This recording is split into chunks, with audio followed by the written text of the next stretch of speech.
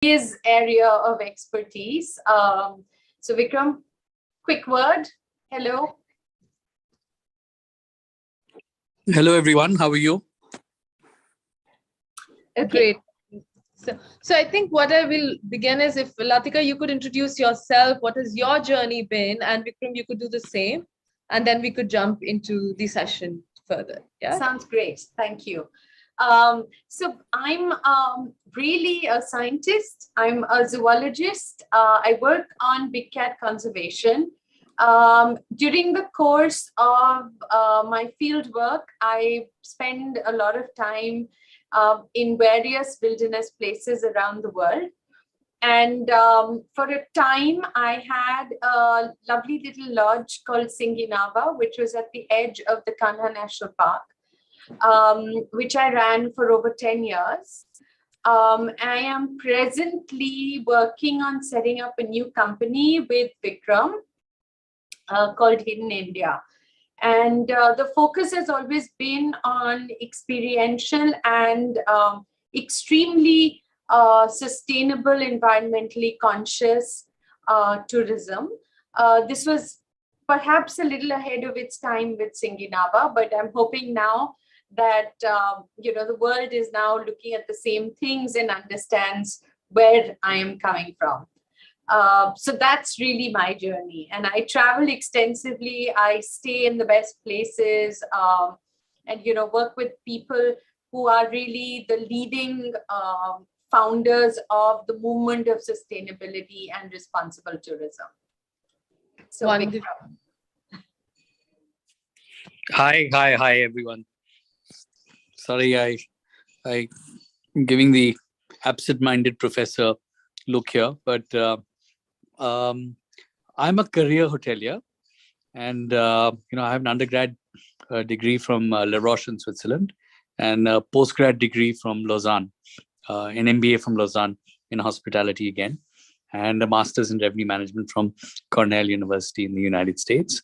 I'm reasonably well traveled, and I've been in luxury hotels for about 25 years, and I'm currently the CEO, Chief Experience Officer or Executive Officer of the Claridge's Hotels and Resorts. Vikram, you'll have to unmute yourself. Vikram, you have to unmute yourself. Yes, yeah. Hi, sorry about that. So you didn't hear anything at all? No, we did. Yeah. Okay. So did you lose me at anything? I said I'm the Chief Executive Officer of Claridge's Hotels and Resorts. Yeah. And I've been a career hotelier all my life. Wonderful. So glad to have you both with us. And I think, Vikram, you've been a career hotelier. You've been working with hotel chains, whereas Latika, you focus more on a very niche segment of tourism, right? Yeah. So let me start by asking, how does the post-pandemic situation look like for the travel space, right? Whether it is experiential tourism or whether are people really venturing out into larger luxury experiences. So what do you see as the trends that are unfolding now? So we'll begin. So Latika, do you have that slide pack easy? Yes. You want to talk people through it? So yes. It's a longish question you've asked. Okay. Yeah. Both of us can talk about it endlessly. So we decided to sort of give you some slides to give you an understanding of what this is. Perfect. Let's have the presentation. Okay. I hope you can see that. Yes, we can. Okay. So we're going to talk about sustainability and travel and hospitality entrepreneurship, which is what, I was asked to talk on when I was approached by your organization. And here are some thoughts on the whole concept. So I think what Vikram always... Latika, let me answer that question specifically with the slides. Yeah. And if you can advance them since you have them. Yeah. So we are now going to be in a time when it is not going to be that, you can have a sustainable resort or a sustainable holiday or sustainable travel and hospitality. It's basically a time to be collaborative and creative in the sustainable space, because both of them go hand in hand. So a new word for everyone, collaborativity. So creativity means collaboration that will bring about a, a sea change in the mindset. Now, Latika, can you show the next one? Here we go. That's directly addressing your question. Luxury travel post COVID-19 or with COVID-19. Either way. So it's less about where you're traveling and more about how you can travel better. So the criteria for basing your decision on when to travel and where to travel and how to travel is now based on things like authenticity, experience, creativity, rarity, personalization, purity of experience, surprises and new things, peace, quiet, and a respect and love for the local culture of the place that you're going to. So, Latika, this is also in addition to the basic reasons why somebody travels, but these are now going to become larger and bigger. Yeah. Okay. Hello? You want to show the next. So some of the trends defining travel tomorrow are words that are not in the normal lexicon of the travel industry as we know it today. These are new terms that are coming in. Looking at things like upskilling escapes, immortality retreats, ephemeral hotels, to leave philanthropic legacies, to do meaningful meanderings, looking at underwater exploration, supercharged road trips with family and friends, doing a lot of train journeys, looking for wilderness hideouts, and taking absolutely radical sabbaticals. Very importantly, focusing on things like carbon negativity, seeking enlightenment, seeking athletic adventures, using private jets, and becoming modern nomads. So these are new terms that are coming in and a new way of thinking. And there are also some cultural shifts that are happening. People want to travel, but at the same time ensure there is planetary good. People don't want over-tourism. People want to ensure that they live ethically. They want to ensure that their travel doesn't damage the climate or the ocean. The people are exploring the chance to go into outer space. People absolutely insist that whatever they do offsets their carbon footprint. Sustainability, responsible tourism, unmaterialism, or hand in hand with life extension, health restoration, very conscious consumption, immersion into the experiences, and yet remaining anonymous and being able to go and have your experience without being in the public eye. That is really, really important. And another heap of new more titles like extensionalism, human connection, altruism, entitlement, personal transformation, atavism, to become a master of any one topic that you choose, or a type of activity that you choose, to indulge in your curiosity, to learn about new things, to test your limits, and to have a purpose for your travel. Vikram, do you want to talk about the next slide? So the emerging travelers are millennials and Gen Z, and there is a lot of talk about these. So let's just call them zillennials. And as you know, there is something known as the purposeful luxurian. Now, the whole idea of being purposeful is the fact that it is more than just, consumptive in nature. It's adding a little more, and it's for the right reasons, and a little more than just this thing. And something that's coming up, and a new word, it's coined from Nomadic, and Design Hotels AG has written a lot of white papers on Promatics, which basically is a new breed of traveler who are more progressive, proactive, and looking to effect positive change wherever they roam. Free-spirited voyagers who celebrate life sustainably. Globally conscious and discerning, tech-savvy travelers who seek new, authentic experiences in evolved luxury encounters in both urban and natural destinations. So the next few slides, we'll talk a little about the Promatic Traveler. Introducing the Promatic Traveler, I think is really important.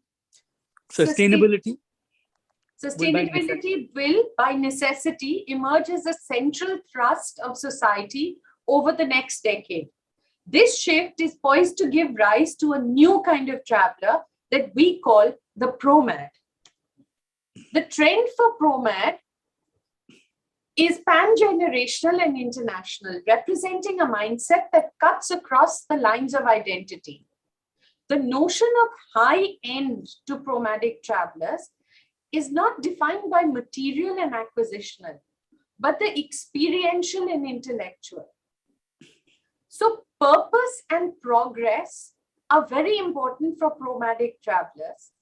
And this is achieved in ways which are very different from generation to generation, or even from guests to guests. Sustainability focused on Gen Z Promads, for instance, could fuel demand for restaurants, product dining in energy positive buildings. A recent survey, for example, by the Booking.com of Generation Z consumers across 29 global markets revealed that 77% said the environmental impact that traveling has on destinations is an important factor when deciding where to travel, and 81% that said that they would want to stay in green or friendly accommodation.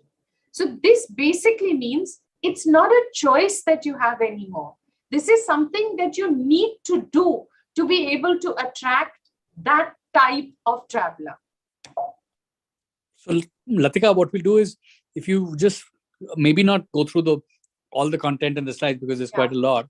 If you just flash on the fact that the Promatic travelers basically are very conscious. It's very conscious consumption, and it's beyond what is just happening. So people are expected to morph into this, into way of travel, which travel will continue. So to answer that base question of yours, post-pandemic, so while business travel might be slightly curtailed, we expect to see flourishing growth in leisure travel, and all these new segments that sort of Latika just mentioned are blossoming, and people are traveling for more reasons than just business. And it's fueled a new sense of revenge travel, basically, because people have more or less been locked down wherever they are in the world for the last 1.5 years. So this is fueling something what you call revenge tourism, that we might as well see this. And people are waking up to the fact that global warming is having the effects global warming is having. So over the coming decade, the values and mindsets of travelers will drive innovation within the industry. Sorry, Latika. Yeah. And so your question was that, do you see travel blossoming? We say it will.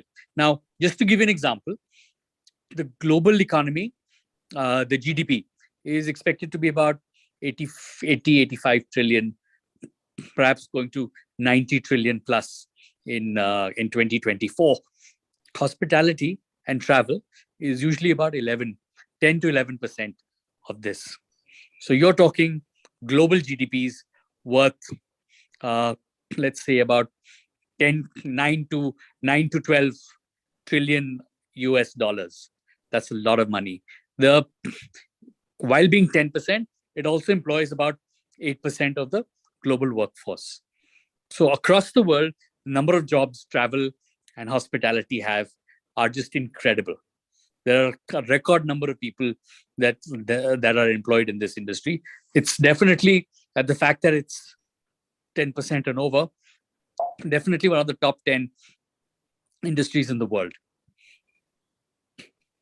So I think that would answer that question absolutely. For now, and we can come back to. So I think the question is, why are we talking about Promatic Travel? What does it have to do with our experience and experiential tourism? Well, Vikram and I have just set up a company which is focused exactly on this, and it's called Hidden India.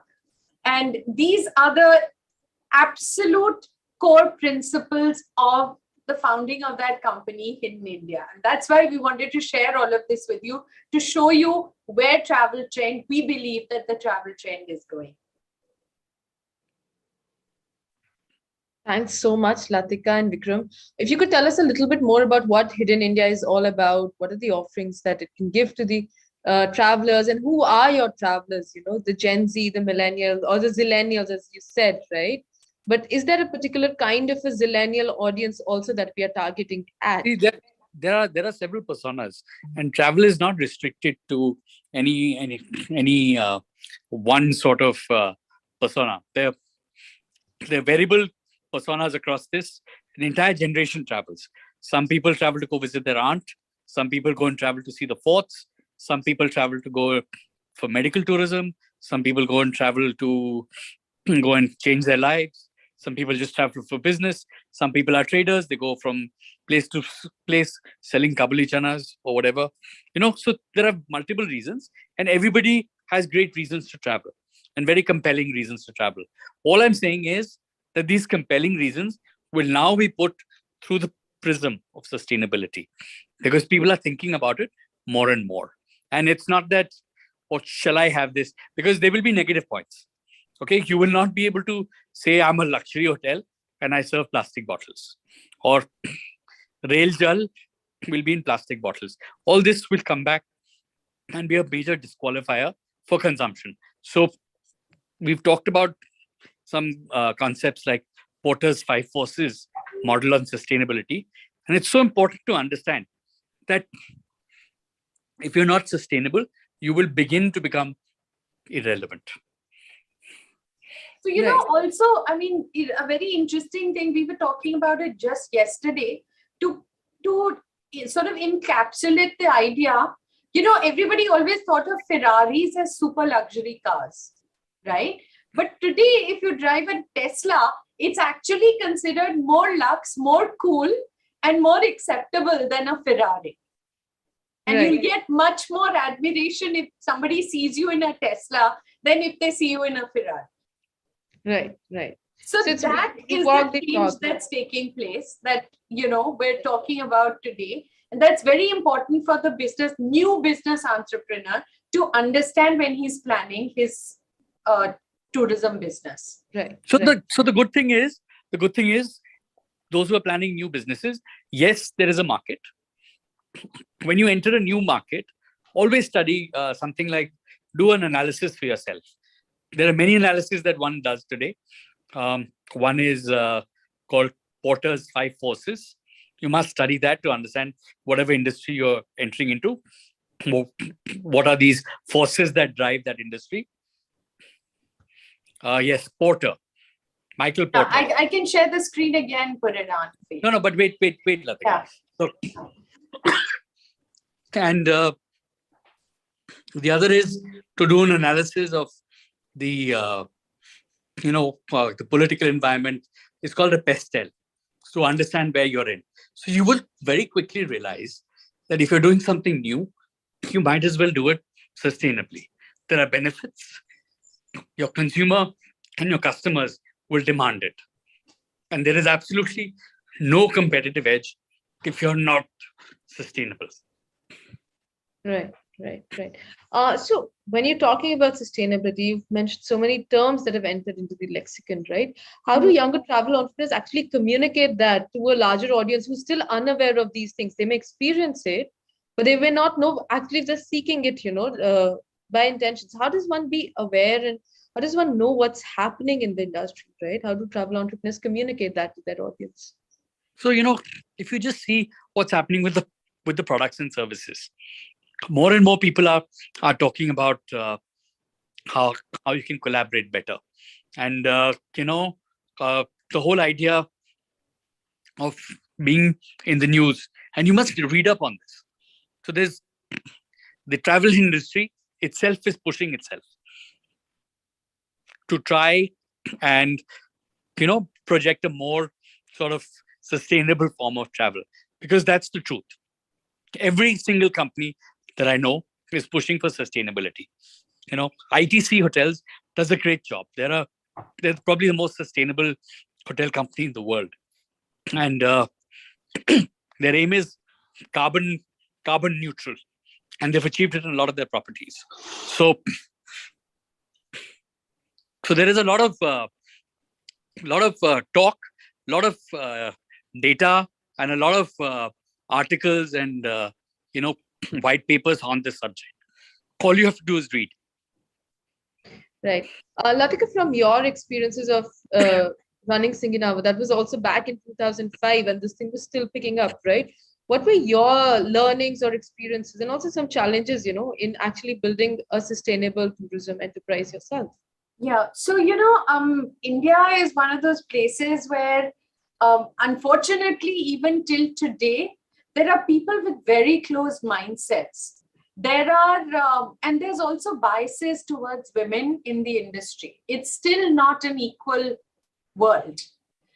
You still have to fight for your place. And I think this is something that we need to understand. We need to understand is a reality in India today.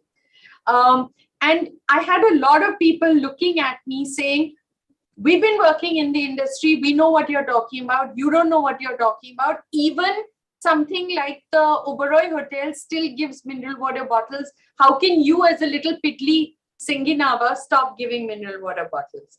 And this is in 2006, 2007. So, there is such a thing as an idea that is before its time.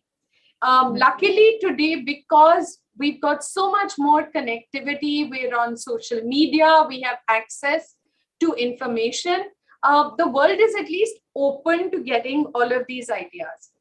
And what has happened magically in these last 2 years, with people sitting at home in lockdown, people are willing to accept different. People are willing to explore new. People want a surprise and a change. It's no longer just about going to your favorite hotel to eat your favorite dish served by your favorite waiter. It's about trying a new food in an island that you've never thought of visiting, cooked by the local person there. Or even just going back to the business side of it. Latika, I think that there is a mindful movement towards a very sustainable supply chain.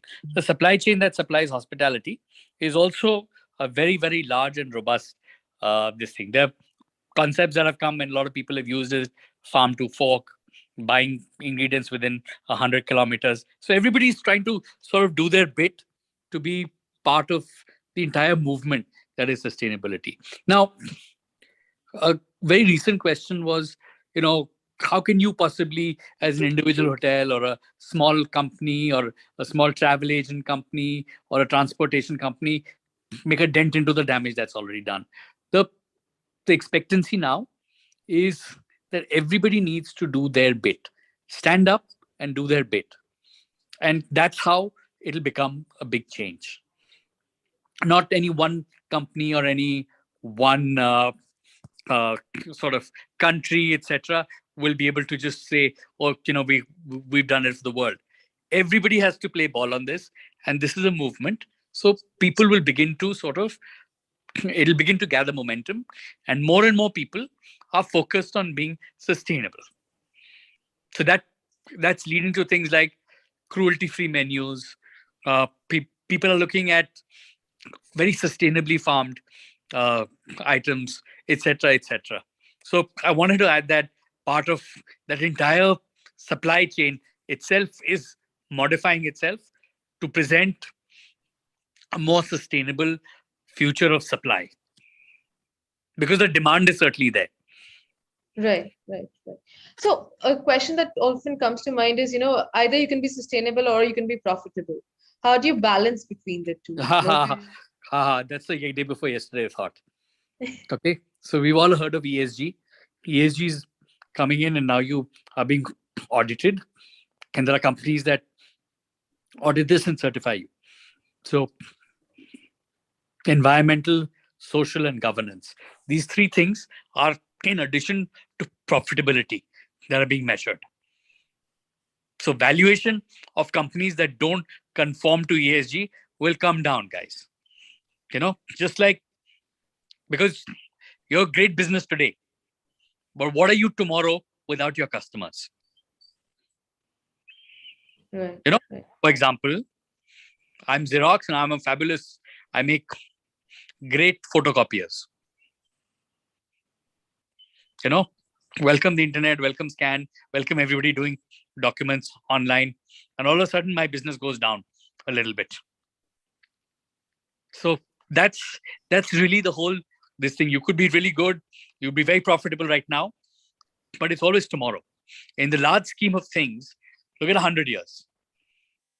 Look at how many great companies have come and gone simply because they've not morphed. The preferences of the consumer are changing, and those who don't adopt a large version of sustainability will definitely face faster obsolescence.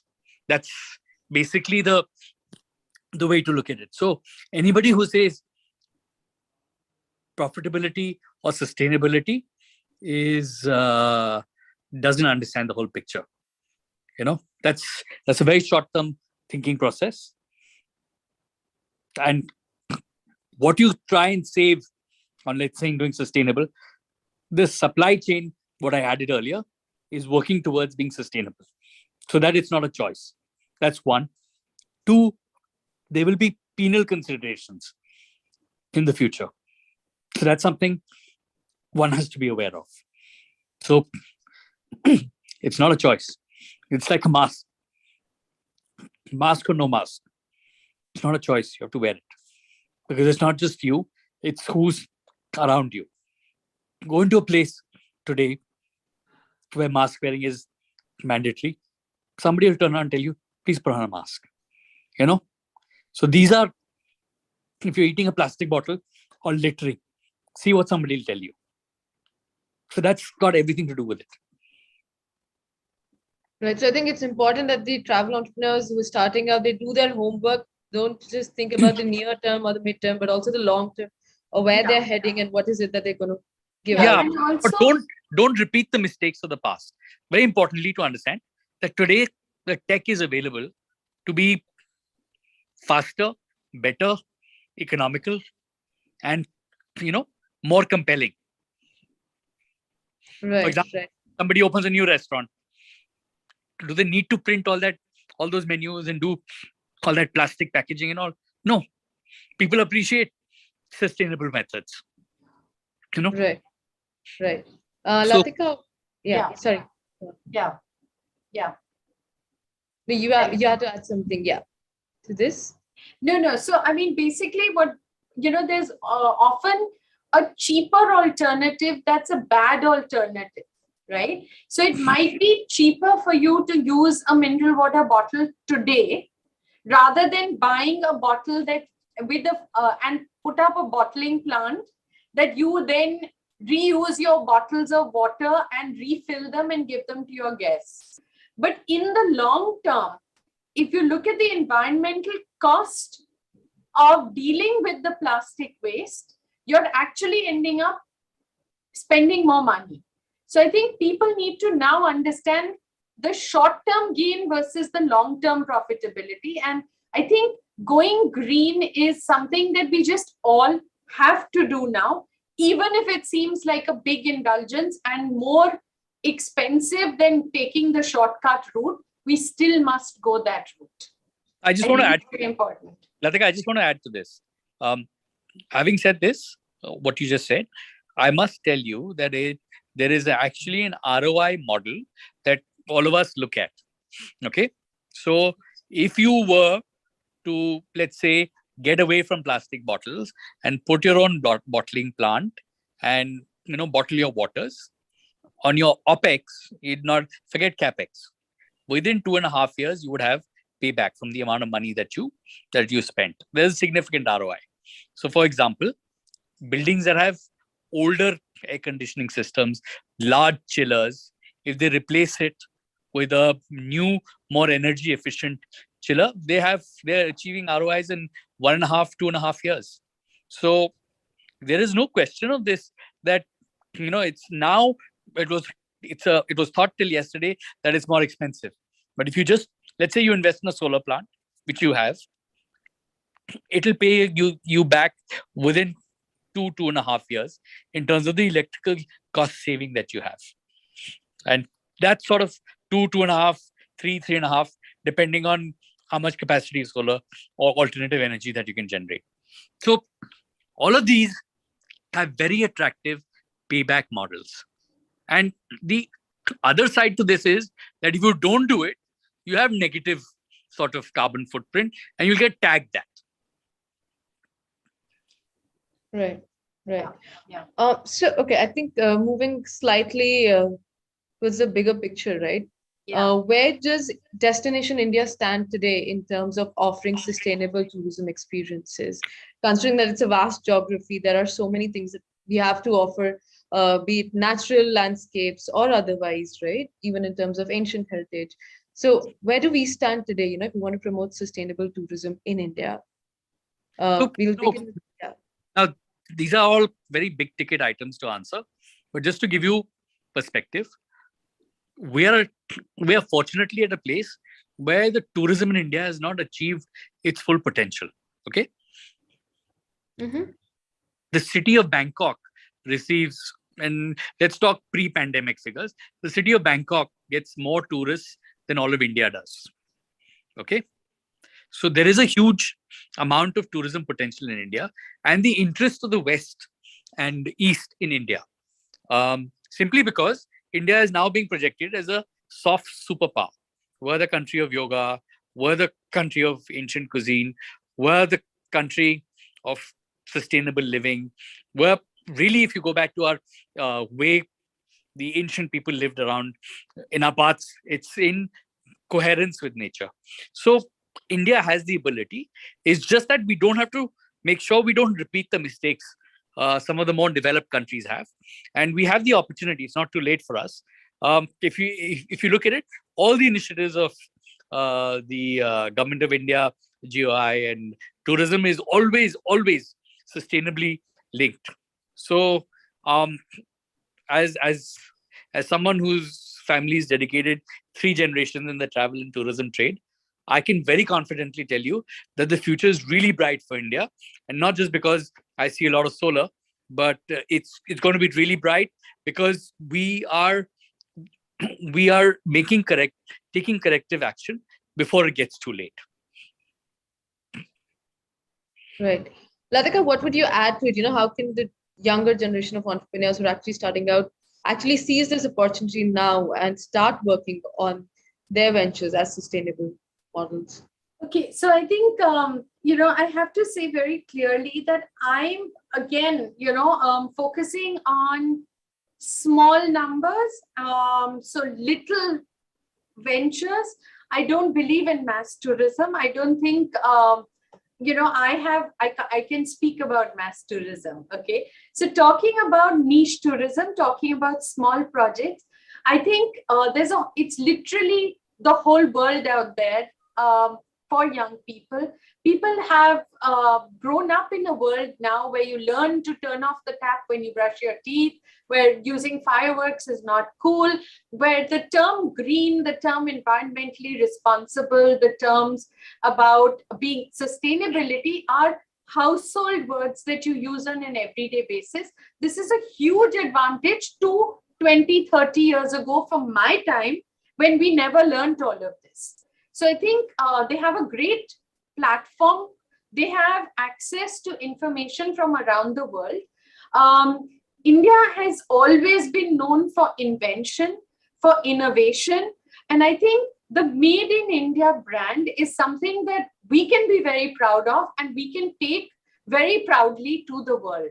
So I think people should now go ahead and be unafraid to try the unconventional, to try new things, to come up with their ideas on responsible and sustainable experiential tourism. Right. I think with that, we'll open the floor for the audiences to put their questions, and it begin with Ajit. He goes back to the point of technology, where he's asking that what are the technology changes that you are looking within your company?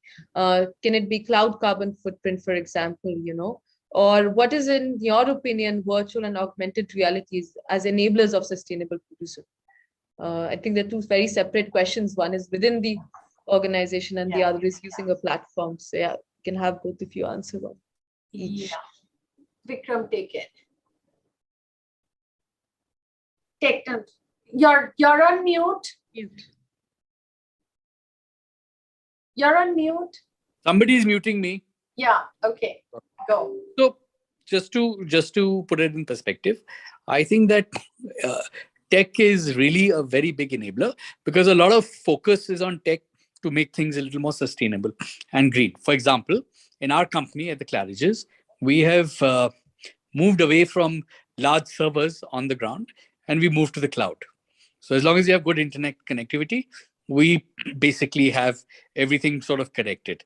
A lot of tech, for example, we're doing VR, virtual reality videos of our rooms and all. So what would have taken a trip for somebody to come and check it out before they actually come and visit, they can actually see it online. So a lot of these sort of efforts in minimizing paperwork. So we are on a mission to eliminate all single-use plastic and eliminate all as much of paperwork, etc., as we can. And technology has been a huge enabler. Technology, including tech in basically having dashboards that sort of help us sort of see what our consumption is and how we can move more conscious. We're replacing old equipment and things that were very high on energy consumption to something that's a lot more sustainable. We're exploring alternate power solutions. So how do we bring that down? So there are two things. We want to improve the source of where we're getting energy. How can we get it more sustainably? And two, reduce the consumption as well by just being a little more conducive. So tech is really helpful because it connects you to your supplier base, as your supply chain, as well as your consumer base. So definitely adopt the best. The best thing about tech is somebody opens a new business next year will have better tech than somebody who opens a business today. So the idea is to always get into tech, which is scalable. Okay, so I'll take the one about virtual and augmented reality. For me, as a zoologist, I think augmented reality is just incredible to explain to people what the impact of their actions is on the environment. So, for instance, I could do a setup where through augmented reality, I could show people what happens when plastic enters from a landfill into the soil and then transmits through worms into birds, into eggs, through eggs into humans. What happens when these little microplastic particles enter the human blood and the effect that it has. And all of this has a very lasting impression because through augmented reality, you can actually see what's happening. You don't have to physically see the impact of it in front of you, but you can experience it through AR. You can also see what happens to a habitat if there is overuse through trekking, or a national park where animal behavior changes because of different human impacts through development or of transport or building. So these are all really, really important things. Augmented reality is also great for people to be able to sort of experience what they will be seeing in a particular place, so they can then judge whether they should be going there or not, and it meets their criteria or not. So I think that's really important, because earlier there was no other way of experiencing this, and AR allows you to do all of this. Right. And that is sitting at the comfort of your home. Yes, absolutely. Important. Yes. Absolutely. So, Latika, we have another question here. And since you're also an ambassador with the Responsible Tourism Society of India, I'll ask this to you, what roles do state or the, governmental authorities can play in improving state tourism and making it more sustainable in nature? Right. Okay. So now I would like to say that please remember, I am talking only about India and the Indian context. I'm not going beyond our country's boundaries. So first and foremost, the biggest problem we have and the biggest issue we have is that everything is divided between different parts of the government machinery. So the state machinery works separately to the central machinery. The Department of Tourism will work separately to the Department of Water, who will work separately to the Department of Industry, who will work separately to the Department of Agriculture. All of this needs to be better coordinated in a manner that allows a holistic tourism policy to form. Because when a tourist visits an area, you need infrastructure, you need development, you need technology, you need food, you need a place to stay, you need garbage disposal, you need water, you need pure air, you need a pure experience and a unique experience of culture.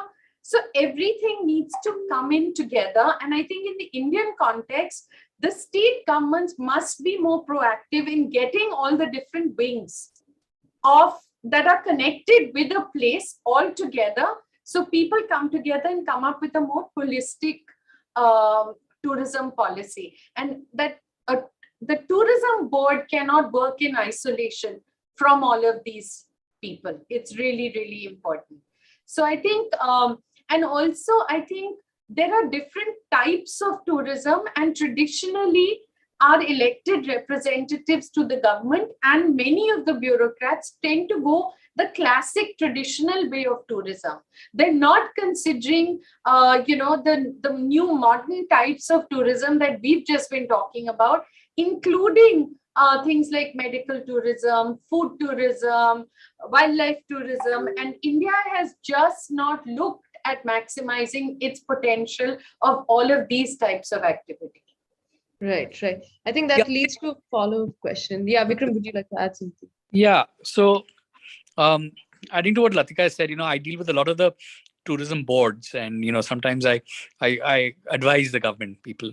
So it's a very philosophical answer, and basically, the government has regulatory and compliances, etc. So the entire mandate of the government is the government wants to make it easier to do the right thing. That means sustainable practices, and they're looking at ways and means on how they can reward that, sort of supplement that, etc. And they want to make it harder to do the wrong thing. For example, ban on single-use plastic. Those small ways and means of putting this together. So it's really important that we, as the public, play ball with what the government does, because they generally have the right idea and they won't.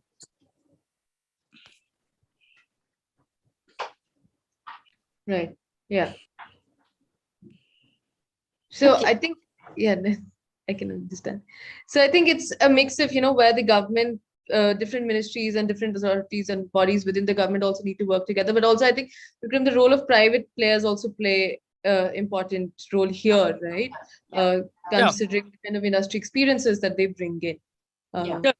So basically now, very soon they're going to have this, where if you pollute and your effluence treatment and all, the director goes under. They'll come and arrest the director of that company. So automatically the liability of companies is so much more, and businesses, that it is the wrong idea to get cute. Remember this. It's very important. All of us are Indians, and let's acknowledge the fact that we are the most jugadu people in the whole world. Okay. So there's something very important that one has to understand. One must comply. The way the country is heading, you will find it very difficult to exist if you're not compliant. And the thing about compliance is you can't get cute with it. Compliances can't be manufactured. कि जी हमने ये ठीक कर लिया, तो आपने ज्यादा बना दिया और तोड़ देंगे आके. And it'll get even more and more compliant, and there will be one will face a lot of flack from the government, from the regulatory and compliance board, as well as public opinion on you. Because today the public is very upset with you if you don't do the right thing. If you're a company that's got a factory and you're polluting the whole village, guess what?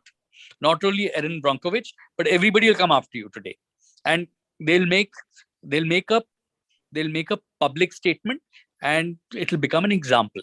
So my advice to all budding youngsters, just modify your thinking process and go for something that is compliant and regulatory. The government generally has the right idea. Right. Latika, do you want to add something to this? No, I think, I think Vikram said it all. I think, so I think that's really, for me, it's about, yes, you toe the line. Yes, you do.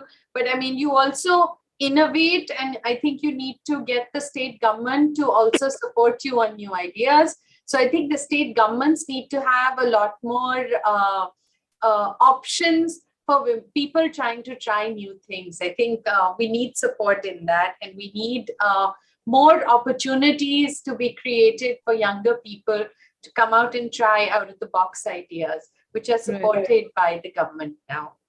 Absolutely. So I think just a follow up to that, and you mentioned about food tourism also. Yeah. So we have Chef Suresh Khanna who asked about what are the trends in food tourism, right? There was a mention about farm to fork and other such trends, but are they actually trends right now? Are they still picking up? And how does one improve food tourism? Just to get into this, I'm from a food and beverage background, so maybe I can help Chef with that answer. So I think it's too big. It's too big a movement. Food is something so personal. Look at the pandemic, okay? Everything was locked down, but people had the need for food. Look at the number of home cooks that have emerged. Look at the number of businesses that have come. Look at the valuation of Zomato, the delivery business. So food is really something that is personal to everybody. And remember this, good food at good prices always sells, no matter what the condition of the economy, because one has to eat to sort of sustain. But what is coming now is people more and more are realizing that better health can be achieved through nutrition. Okay. I'm a prime example of that myself. With the right kind of diet, I'm diabetic, so I'm able to control my diabetes. But whenever I let it go, it goes back. So there is always a payoff on this. So better nutrition. The supply chains are producing great produce in India. India is discovering that it's got a place. Look at the amount of new vegetables and type of vegetables and what we are growing and what's available. So you have to demand for it and you'll get it. And I really think that people are exploring different culinary legacies of the world. In small towns now, you get great Thai food, you can get interesting Chinese food, you get Japanese food, you get this, and this. So there are ways that it's being adapted. But the important thing to remember is that it's got to go through that whole slow food movement, which Chef should read up about. Sustainable is the very key. Yeah. So true. I think we've just run over time also. So I'll just conclude by having both of you, your thoughts on where do you see India as a travel destination in the next 5 years, 10 years down the line? What are the big highs and lows that we can have? So I'll go first, Latika, since, I do this on a commercial basis. Um, I think that India is going to explode. Tourism to India is going to explode. We're going to do the right things, and we are going to become the lab for the rest of the world to see how we're doing tourism sustainably. And it's simply because we're a late starter, late boomer, let's call it. And it gives us the opportunity to go with tech and sustainability practices that are current and for today. So there's so many cities where you have e-rickshaws and all of this, and these sort of things are coming in. And more or less, I believe that the general interest, see, it's all works together. 15 years back, if you asked foreigners, you know what yoga is? So very few of them would be able to say, yeah, I know what yoga is.